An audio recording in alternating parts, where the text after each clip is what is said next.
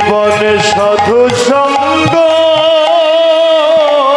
আমি করলে না রে সাধু সঙ্গ করলে না রে বৈষ্ণবের চরণ ধুলি আমি মাথায় নিয়ে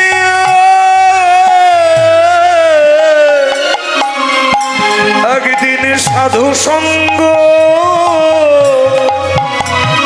করলে না রে বৈষ্ণবের চরণ ধুলি নিতাই গৌর হরিবল আমি মাথায় নিয়ে একদিন এই সাধুর সঙ্গ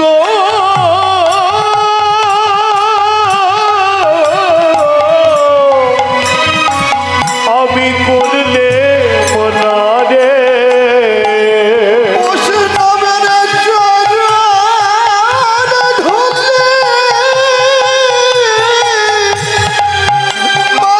মাথায় লয়ে সাধু সঙ্গ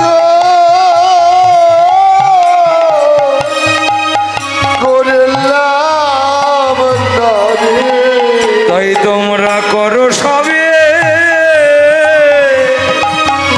বৈষ্ণবের সঙ্গ তোমরা করো সবে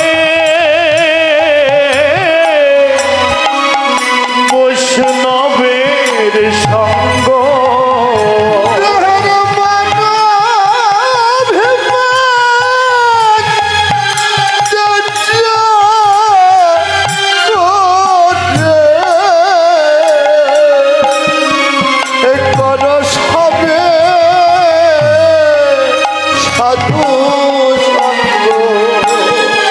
এই দেহের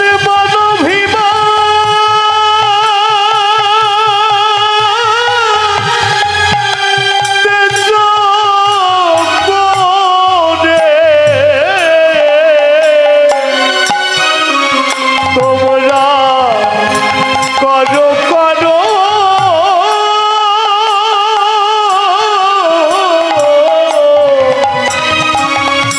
সাধুর সঙ্গ বৈষ্ণবের চরণ ধুলি গায়ে মাখিয়া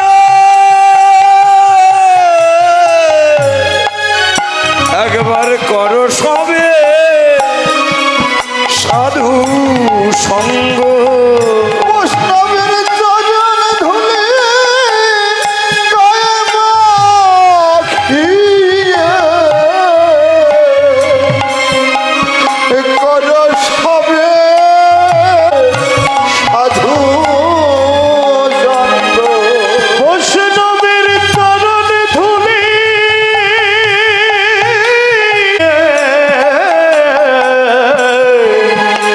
করো করো তোমরা সাধুর সঙ্গ তোমরা করো করো সবে সাধুর সঙ্গ তোমরা দাও দাও আমায় তোমাদের চরণ ধুলি তোমরা দাও দাও আমায়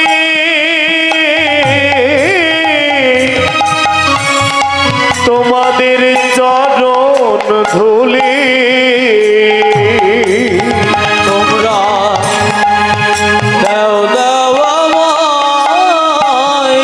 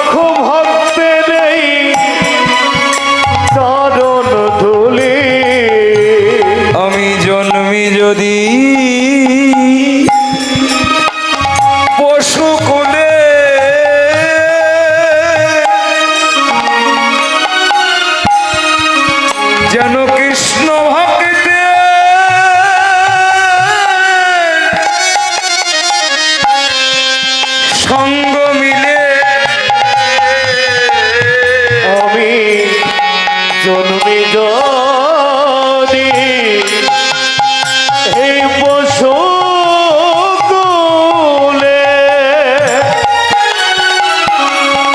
জানো কৃষ্ণ ভক্তে সঙ্গ মেলে আমি জন্মে যদি পশু বলে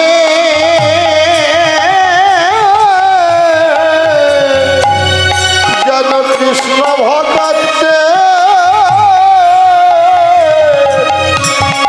সঙ্গ মেলে শুধু এ জন্মে নয় জন্মে জন্মে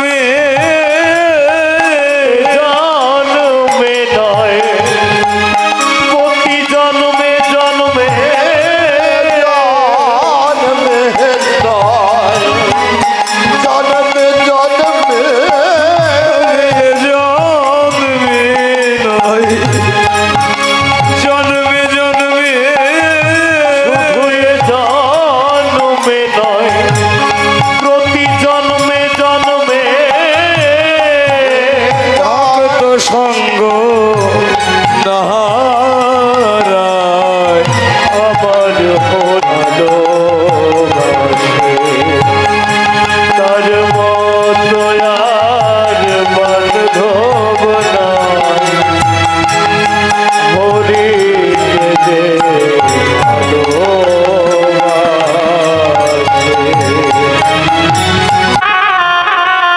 তাদের প্রাণ কাঁদে কোথায় গেলে কৃষ্ণ ভক্তের সঙ্গ পাবো। মেঘময় দিন নয়তো দুর্দিন, কৃষ্ণ ভক্তের দুর্দিন কোনটা? যেদিন হয় না সাধু সঙ্গ বৈষ্ণব সঙ্গ, সেদিনই কৃষ্ণ ভক্তের মহাদুর্দিন।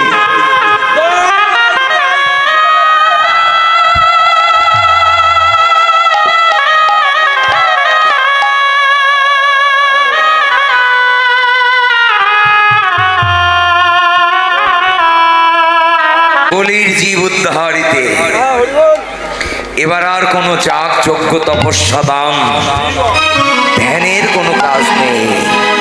বলল হরিনাম জীবের শিক্ষা, হরিনাম জীবের দীক্ষা, এই হরিনাম জীবের মহা উদ্ধারণ মহামন্ত্র। হরি বল একমাত্র হরিনামই, হরিনামে ভক্ত যখন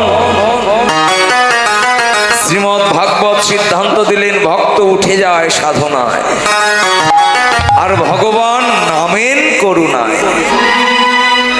ভক্ত যখন সাধনায় উঠে যান ভগবান করুণা না করে আর থাকতে পারে না। যখন ভক্তের সাধনা ভগবানের করুণা একত্রে মিলিত হয় তখন হয় ভক্ত ভগবানের মধুর মিলন। নিতাই গৌর হরি বল। হরি বল হরি বল হরি বল হরি বল। গৌর হরি নাম এনেছেন। গীতপদকার ভাবনেত্রী লীলার পাশে দাঁড়িয়ে প্রকাশ করলেন, ওরে খেলা এ বিনোদ খেলা গোরা বনমালী, খেলায় বিনোদ খেলা গোরা বনমালী, আর খেলায় বিনোদ খেলা গোরা বনমালী, বলে নবিহার করে ভক্ত মণ্ডলী, কুলীন বিহার করে ভক্ত মণ্ডলী, আর কুলীন বিহার করে ভক্ত মণ্ডলী। গৌর সেই খেলা খেলে রে, আর সেই খেলা খেলে রে, এই খেলায় খেলে যে খেলা বৃন্দাবনে খেলেছিল সেই খেলা খেলে রে, বৃন্দাবনে খেলেছিল সেই খেলা খেলে রে, বৃন্দাবনে খেলেছিল সেই খেলায় খেলে রে। এই বৃন্দাবনে খেলেছিল নবদ্বীপে খেলিতেছে, বৃন্দাবনে খেলেছিল নবদ্বীপ খেলেছে, বৃন্দাবনে খেলেছিল নবদ্বীপে খেলেছে, বৃন্দাবনে খেলেছিল সেই খেলা খেলে রে বলিল বিহার করে ভক্ত মণ্ডলী বলিল বিহার করে ভক্ত মণ্ডলী। গৌর হরি নবদ্বীপে একটা খেলা খেলছেন। কি খেলা? বিনোদ খেলা। ওমা, এই জাগতিক জগতে আমরা কত খেলার নাম জানি না। ক্রিকেট খেলা, ফুটবল খেলা, হাডুডু খেলা, ভলিবল খেলা, আরো কত খেলা। শিশুকালে ধুলাবালির খেলা, যৌবনকালের অঙ্গরসের খেলা, বৃদ্ধকালে তাস পাশা দাবা লুডু, কত খেলা। কিন্তু বিনোদ খেলার নাম তো কখনো শুনি নাই। আপনারা অবশ্য বড় বড় কীর্তনিয়ার কীর্তন শুনে অভ্যস্ত।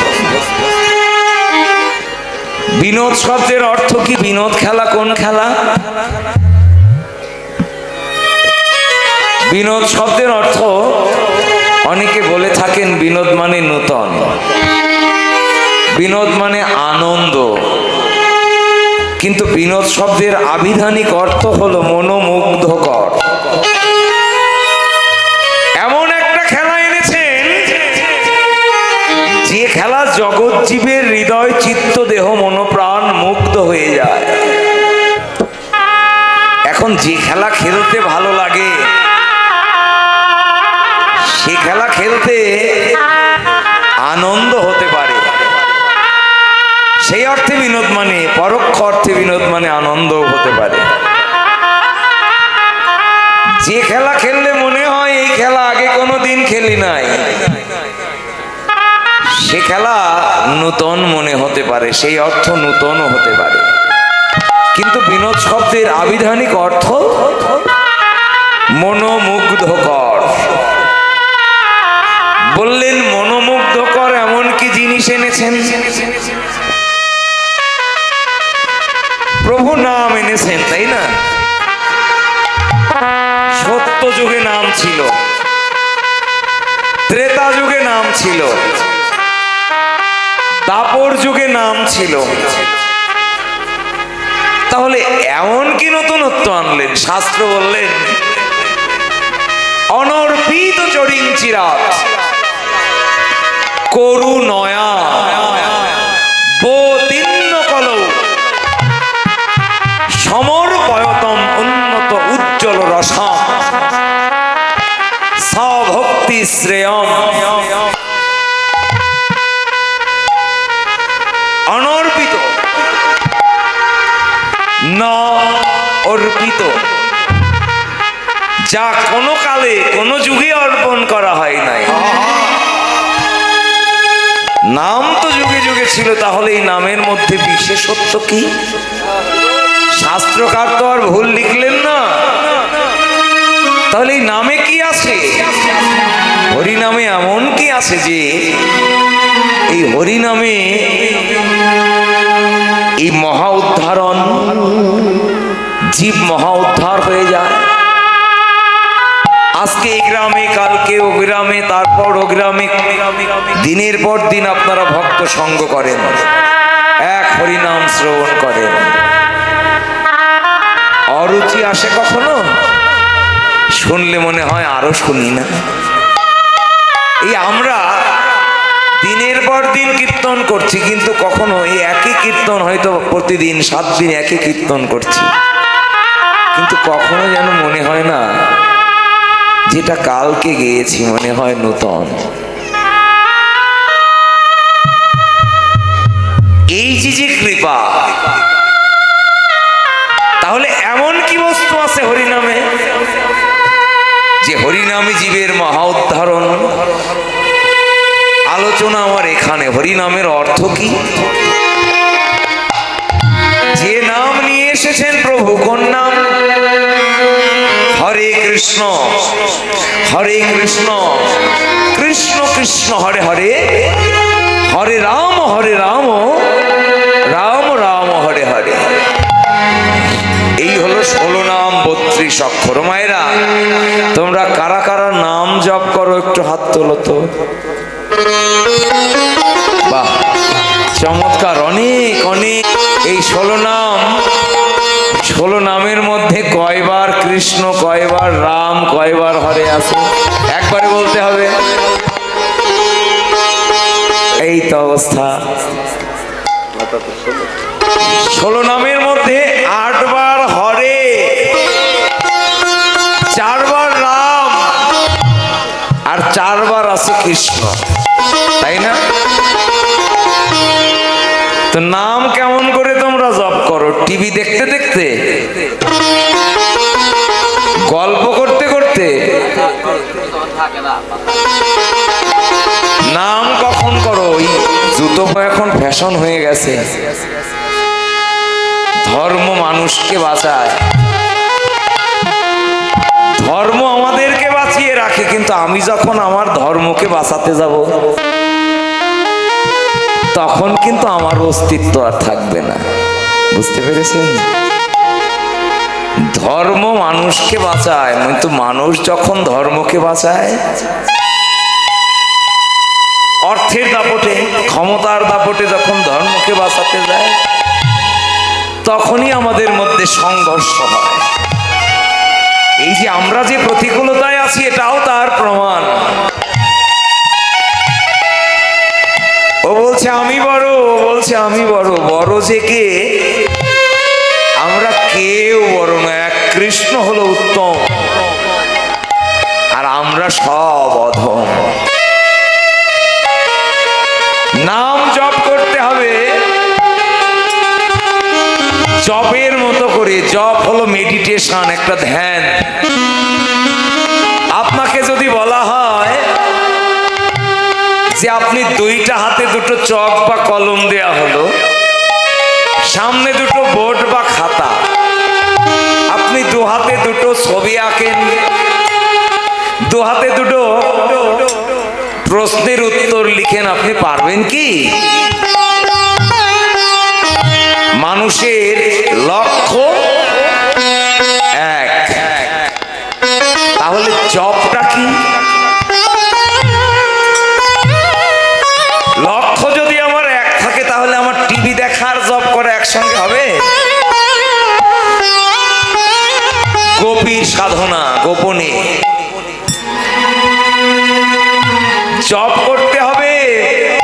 আমি যার ধ্যান করব তার মূরতি থাকবে আমার নয়নে, চোখ থাকবে বন্ধ। হৃদয় মন্দিরে কেঁদে কেঁদে, সেধে সেধে, যেচে যেচে তাকে বসিয়ে ধ্যানের মাধ্যমে তার চরণ সেবা। 2 নয়নে জল যখন বক্ষ প্লাবিত হবে, তখন হবে আমার নাম করার সার্থকতা। নচেত আমার নামের কৃপা হবে না। নাম হয়তো আমি করব, কিন্তু নামের কৃপা হবে না। এই হরি নামের এমন কি শক্তি, এমন কি মাধুর্য! এই যে আমাদেরকে প্রশ্ন করে হয়তো অনেকে, এই যে একই নাম প্রত্যেক দিন হয়, 24 ঘন্টায় একই নাম সুরে সুরে হয়, শুনলে কি হয় তোমাদের? লাভ কি? বললেন লাভ কি জানো ভাই? শাস্ত্রকার বললেন এই হরি নামে আছে পঞ্চমহাশক্তি। কি? আমরা অ্যান্সার করব, হরি নামে আছে পঞ্চমহাশক্তি।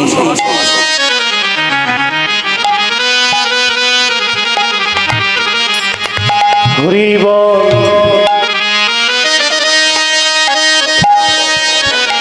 হরি বল। শুনি যেন শুনবার স্বাদ জাগে। এমন কি জাদু, এমন কি মধু, এক হরিনাম করলে সব হয়ে যায়। শাস্ত্র প্রকাশ করলেন চৈতন্য চরিতামৃত, যে হরিনামে আছে সবাই আমরা একসঙ্গে বলবো যে হরিনামে আছে পঞ্চমহাশক্তি। হরিনামে পঞ্চমহাশক্তি আছে কি কি? সবাই গুরু, গুরু, গৌরাঙ্গ, গৌরাঙ্গ, গোপী, গোপী, রাধা, রাধা, শ্যাম। শ্যাম। এই পঞ্চ মিলে হয় এক হরিনাম। হরি বল। হয়, গৌরকে ডাকা হয়, ব্রজ গোপিকাদের ভজন হয়, রাধাকে ভজা হয়, কৃষ্ণকে ডাকা হয়। এক হরি নামে পঞ্চমহাশক্তি। গীতপদকার বললেন এই হরি নামে, হরি নামে, হরি নামে, হরি নামে, হরি নামে, হরি নামে, হরি নামে, হরি নামে, ওই ডাকার মতো ডাকলে পড়ে হরি নামে, হরি নামে, তার মতো ডাকলে পড়ে হরি নামে, হরি নামে, ডাকার মতো ডাকলে পড়ে আর দূরে রইতে না রে, তার মতো ডাকলে সে পড়ে, কি আর দূরে রইতে পারে, তার মতো ডাকলে পড়ে, সে কি আর দূরে রইতে পারে, হরি নামে, হরি নামে, হরি নামে, হরি নামে, হরি নামে, হরি নামে। ডাকার মতো যদি ডাকা যায়, হরি নামেই হরি নেমে আসে। এবার বললেন যে এই বিনোদ খেলা খেলছেন, বললে হ্যাঁ, এই নামের এমন দাহিকা শক্তি যে নামে রুচি হয়ে কতজন ঘর পরিত্যাগ করে চলে গেলেন। গোদাবরীর তটে রায় রামানন্দ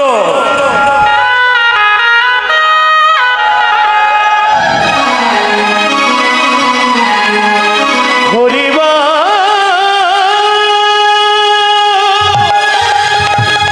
হরি হরি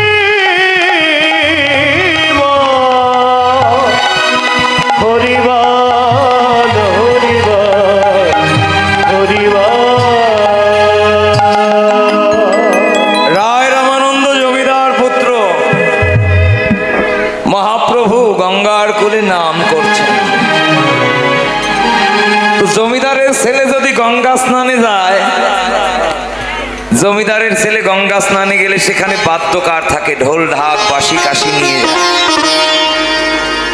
রথের উপরে বসে দূর থেকে অবলোকন করছেন যে গঙ্গার কুলে কুটিরের মধ্যে কে যেন মধুর সুরে নাম করছেন।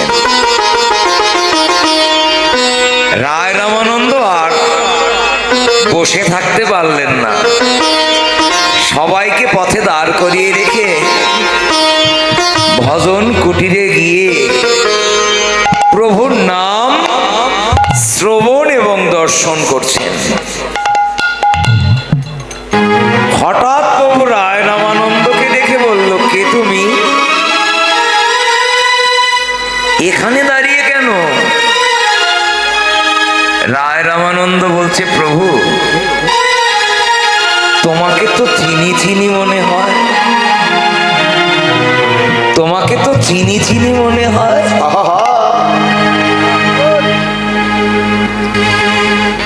গৌর হরি বলছে, না না, তুমি যা মনে করছো আমি সে নই,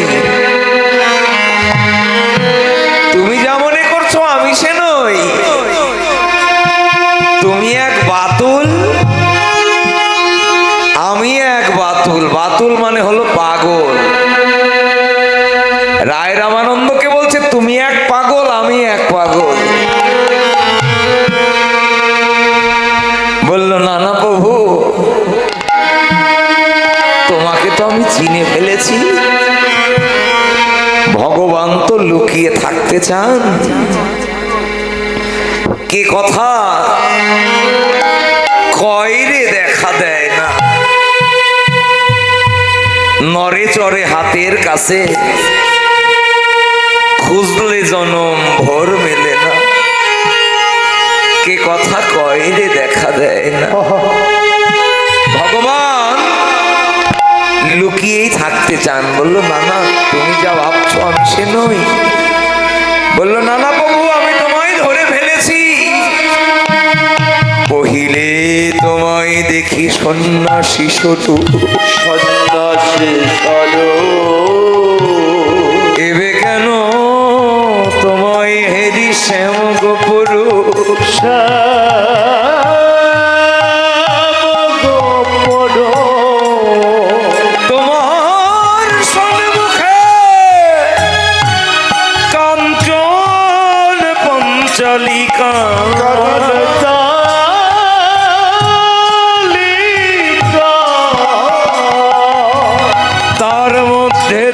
তোমার শ্যামঙ্গ ঢাকা। তার মধ্যে দেখি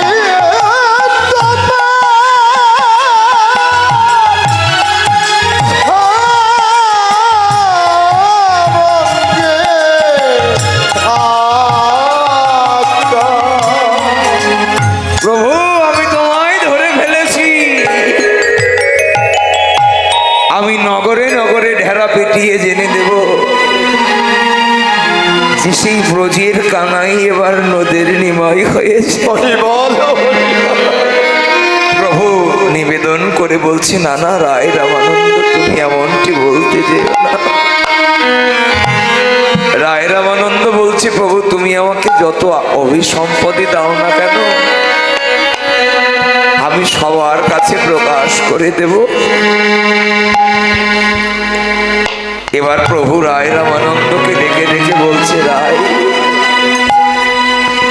বিদ্যা মধ্যে জীবের কোন বিদ্যাসার?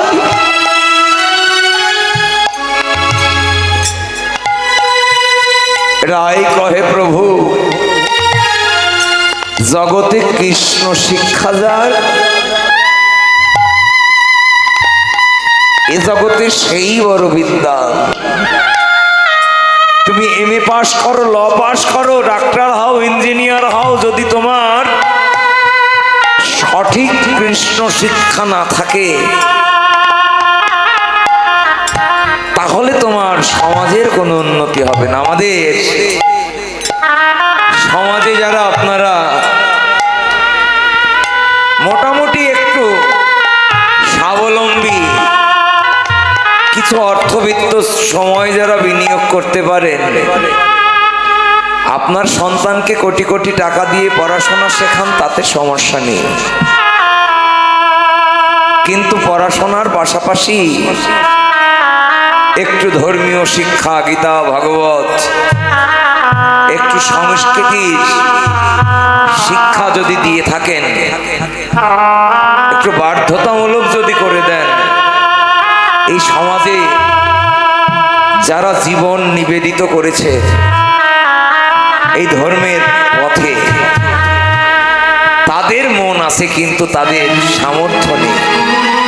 তাদেরকে যদি আপনারা প্রতিনিধিত্ব করে, তাদেরকে যদি একটু শেল্টার দিয়ে, তাদেরকে একটু উপকার করে, তাদের কাছে যদি, ভালো মানুষের কাছে যদি আপনার সন্তানকে সপ্তাহে একদিন পাঠান, তাহলে সমাজের যে চিত্র আমাদের এখন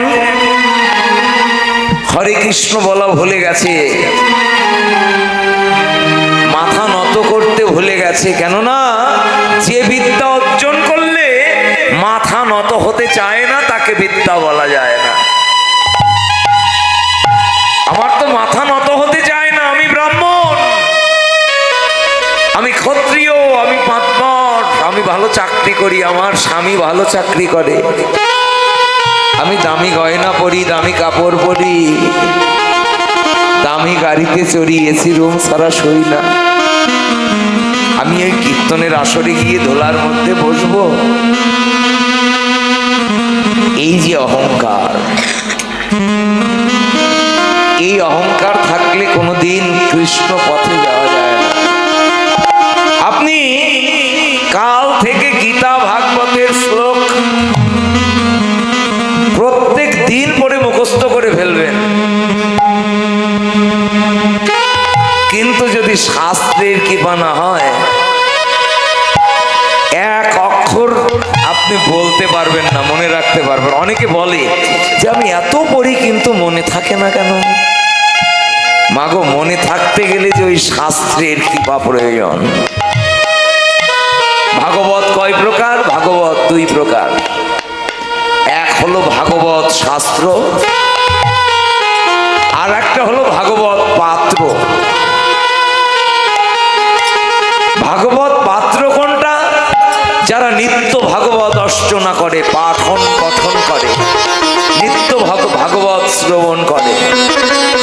আমি তো আক্ষরিক জ্ঞান নেই আমার, আমি তো পড়তে জানি না, তাহলে কি করব? যিনি ভাগবত পাত্র,